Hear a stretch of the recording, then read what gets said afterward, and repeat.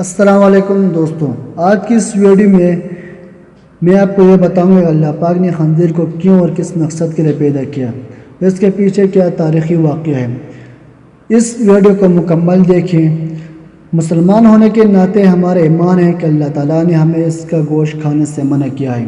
اب تو سائنسی تحقیق نے بھی یہ بات ثابت کر دی ہے کہ اس کے گوشت میں ایسے جراثیم پائے جاتے ہیں جو انسانی صحت کے لیے انتہائی نقصان دہ ہے۔ دوستوں، یہ سوال اکثر ہمارے ذہنوں میں آتا ہے کہ اللہ تعالیٰ نے آخر کس مقصد کے لیے اس جانور کو پیدا کیا ہے۔ آج میں اس جانور کے تخلیق کے پیچھے جو واقعہ ہے وہ آپ کو سناتا ہوں۔ حضرت عبداللہ بن عباس رضی اللہ عنہ سے یہ واقعہ مروی ہے کہ حضرت عیسیٰ علیہ السلام کے حواریوں نے آپ علیہ السلام سے کہا، کیا یہ اچھا ہوتا کہ آپ ہمارے لیے کسی ایسے آدمی کو زندہ فرمائیں جو ہمیں کشتی نوح کے متعلق معلومات فراہم کرے۔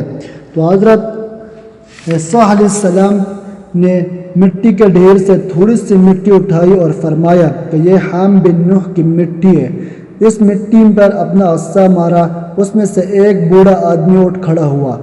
اس بوڑھے آدمی نے حضرت عیسیٰ علیہ السلام کے حواریوں کو یہ بتایا کہ حضرت نوح علیہ السلام کی کشتی 1200 گز لمبی تھی اور 600 گز چوڑی تھی۔ اس میں 3 منزلیں تھیں۔ پہلی منزل میں آپ اور جنگلی جانور تھے، دوسری منزل میں انسان تھے اور تیسری منزل میں پرندے تھے۔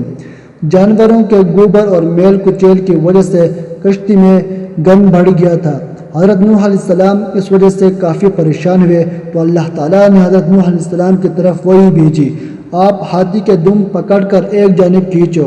تو حضرت نوح علیہ السلام نے ہاتھی کے دم پکڑ کر ایک جانب کو اس کو جھٹکا تو اس میں سے 2 خنزیر نر اور مادہ پیدا ہو گئے اور وہ دونوں جانوروں کے گوبر کی طرف بھاگے اور منٹوں میں اسے صاف کر گئے۔ اس کی وجہ سے اللہ تعالیٰ نے خنزیر کو انسان کے لیے حرام قرار دیا کیونکہ یہ جانور گندگی پسند کرتا ہے۔ تو یہ تھا وہ تاریخی واقعہ جو خنزیر کی پیدائش کا سبب بنا۔ دوستو، آپ کو یہ ویڈیو کیسی لگی کامنٹس میں ضرور بتائیں گے، اور اگر آپ نے ہمارا چینل اخونزادہ ٹی وی ابھی تک سبسکرائب نہیں کیا تو پلیز چینل کو سبسکرائب کریں، ویڈیو کو لائک کریں اور دوستوں کے ساتھ شیئر کریں۔